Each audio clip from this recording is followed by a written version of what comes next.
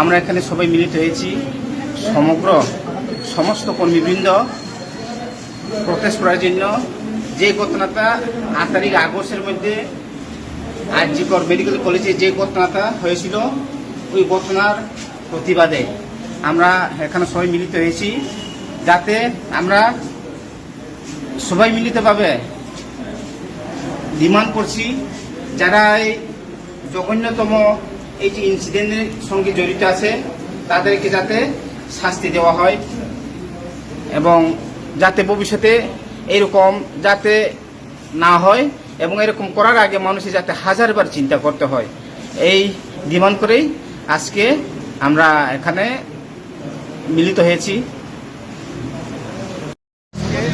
সারা ভারতবর্ষে আইএমএর উদ্যোগে যে স্ট্রাইক হয়েছে কলকাতা নৃশংস হত্যাকাণ্ডের জন্য, আমরা বিলিনিয়া ব্রাঞ্চের শাখা থেকে, বিলিনিয়া হসপিটালের শাখা থেকে, সমস্ত স্বাস্থ্যকর্মীর শাখা থেকে আমরা সেই ধর্মঘটে সামিল হয়েছি এবং ইমার্জেন্সি সার্ভিসটা আমরা চালু রেখেছি যাতে রোগীদের কোনো অসুবিধা না হয়। কিন্তু বাকি সহ আমরা যেগুলো নন এসেন্সিয়াল সারা ভারতবর্ষে যে জিনিসটা চলছে তাদের সাথে তাল মিলিয়ে আমরা আজকে ধর্মঘটে সামিল হয়েছি। আমরা চাই দোষীদের কড়া শাস্তি দেওয়া হোক এবং ভবিষ্যতে যাতে সমস্ত ধরনের স্বাস্থ্যকর্মী, ডাক্তার, সিস্টার বা যত রকম স্বাস্থ্যকর্মী আছে, এমনকি যত মহিলা আছে তাদের যাতে না হয়, তার জন্য সবাই কাছে আমরা শাস্তির দাবি করছি, যাতে এগুলো প্রতিরোধ করা যায় এবং সরকার যাতে কড়া আইন এনে সেগুলোর ব্যবস্থা নেয়। আরজিকর মেডিকেল হসপিটাল যে ঘটনা এর মধ্যে ঘটল, মৌমিতা দেবনাথের ধর্ষণ, সাথে পাশবিক অত্যাচার করে মৃত্যুর পথে মৃত্যুবরণ করলো, তার জন্য উপযুক্ত শাস্তি চাই। এর জন্যই আমাদের আজকের এই মিছিল।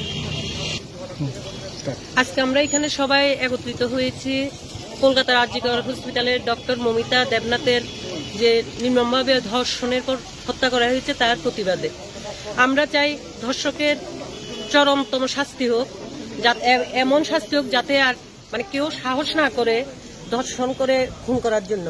আমরা এক মেয়ের মা হিসাবে এটা সরকারের কাছে দাবি থাকবে, প্রধানমন্ত্রীর কাছে দাবি থাকবে, স্বাস্থ্যমন্ত্রীর কাছে দাবি থাকবে, আমরা যাতে আমরা নিজেদের চাকরির জায়গাতে আমরা নিরাপত্তা পাই, আমরা আমাদের কাজগুলো সার্ভিস ঠিক মতো দিয়ে যেতে চাই, আর আমাদের সন্তানেরাও যাতে নিরাপদভাবে পড়াশোনা করে তারাও তাদের জায়গায় লক্ষ্যে পৌঁছাতে পারে।